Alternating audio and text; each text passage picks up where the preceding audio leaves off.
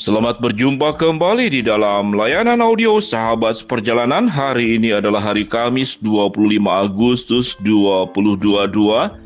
Tema renungan saat teduh kita dengan judul Menjual Kesetiaan. Menjual kesetiaan.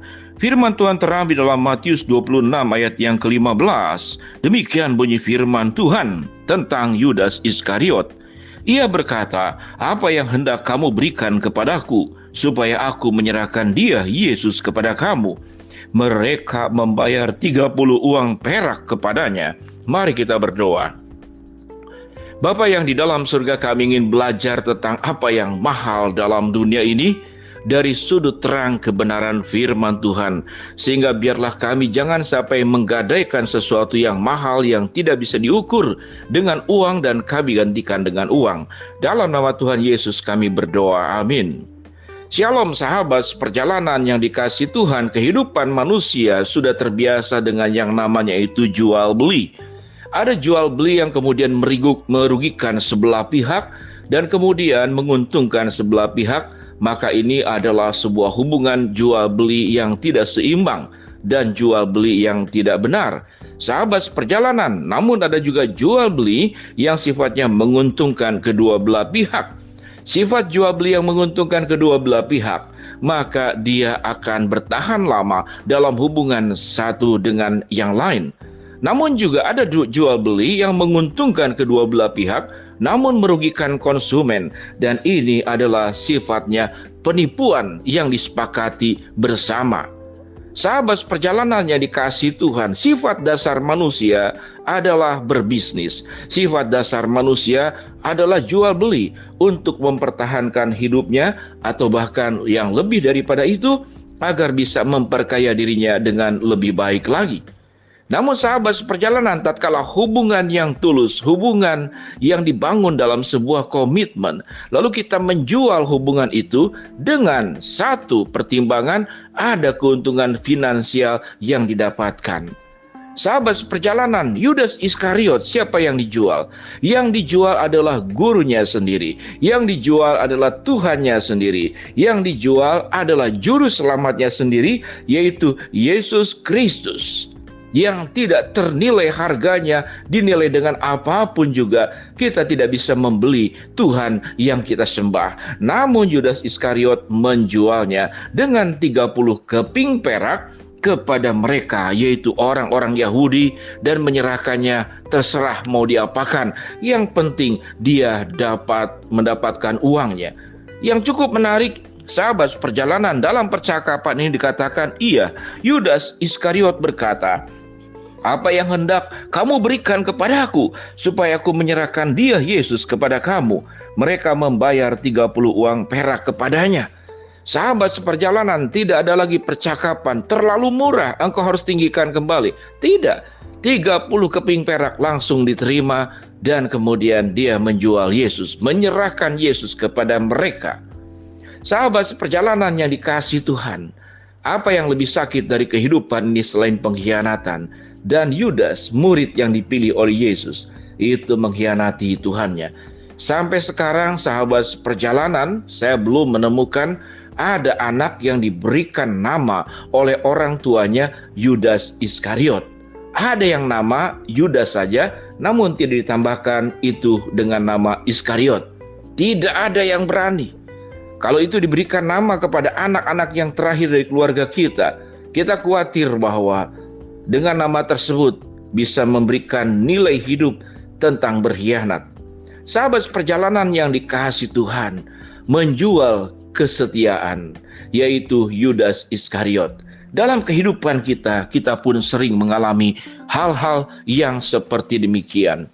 Ketulusan, persahabatan, kemurnian, sebuah perjuangan yang terbaik yang diberikan oleh seseorang dengan tanpa menimbang untung dan rugi kepada orang yang dikasihinya, kepada orang yang diperjuangkannya, kepada orang yang dicintainya, kemudian berkhianat, menjualnya.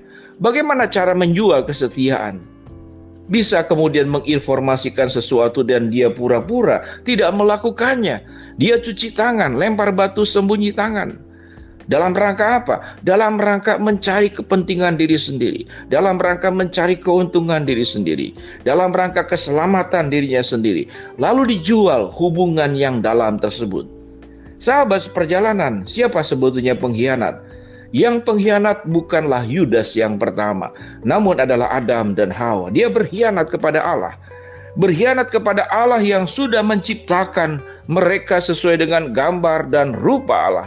Berkhianat kepada Allah yang sudah memberikan yang terbaik dari seluruh ciptaannya kepada Adam dan Hawa. Namun berkhianat. Adam dan Hawa menjual Tuhan kepada iblis yang menawarkan sesuatu yang sifatnya sesungguhnya adalah khayalan. Bahwa engkau sewaktu makan buah pengetahuan baik dan jahat itu, engkau akan jadi sama seperti Tuhan. Namun yang terjadi, Adam dan Hawa jatuh ke dalam dosa. Sahabat perjalanan yang dikasihi Tuhan, lewat renungan ini mari kita belajar bersama-sama. Jangan sampai kita melakukan perkara yang sama dengan yang dilakukan oleh Yudas Iskariot. Jangan berkhianat kepada gurumu, jangan berkhianat kepada orang tuamu, jangan berkhianat kepada istrimu, bahkan jangan berkhianat kepada anak-anakmu. Setiap anak yang terlahir mempercayakan kepada orang tuanya agar mereka bisa membimbing anak-anaknya dengan baik, mengarahkan hidupnya dengan baik, berikan keteladanan yang terbaik kepada keturunan kita, kepada keluarga kita. Jangan berikan contoh yang buruk kepada keluarga kita. Sahabat seperjalanan yang dikasihi Tuhan, seberapa mahal harga daripada kesetiaan, tidak ada yang bisa membelinya. Yesus yang sudah mencintai, kemudian dikhianati, ditolak, disalibkan. Cintanya tidak pernah luntur karena pengkhianatan. Kasihnya tidak pernah surut karena ketidaksetiaan. Yudas tetap dicintai Tuhan, namun Yudas memilih jalan kemudian membunuh dirinya sendiri dengan cara bunuh diri, menjatuhkan dirinya ke jurang. Sahabat seperjalanan yang dikasihi Tuhan, mari kita belajar bersama-sama tentang nilai daripada kesetiaan. Di dalam bahasa Mandarin, kesetiaan disebut dengan Chungxin. Artinya hati itu ada di tengah-tengah, tidak ke kiri dan ke kanan.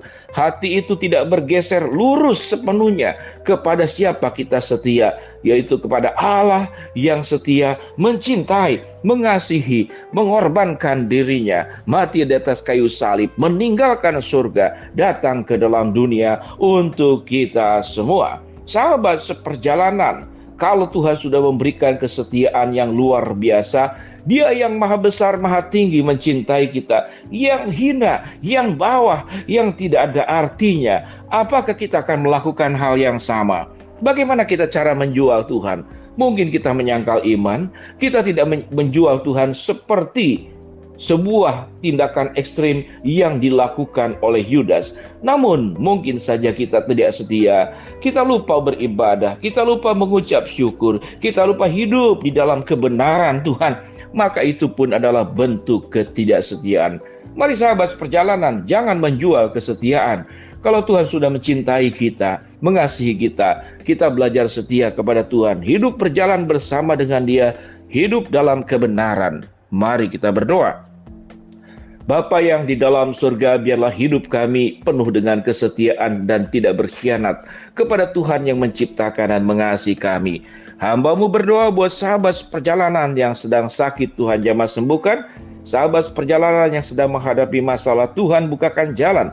Sahabat seperjalanan yang sedang berdoa mengharapkan sesuatu, Tuhan kabulkan dengan cara dan waktunya Tuhan. Dalam nama Tuhan Yesus kami berdoa. Amin. Shalom sahabat seperjalanan, jaga kesetiaan hidupmu. Jangan menjual kesetiaan seperti yang dilakukan oleh Yudas Iskariot. Shalom.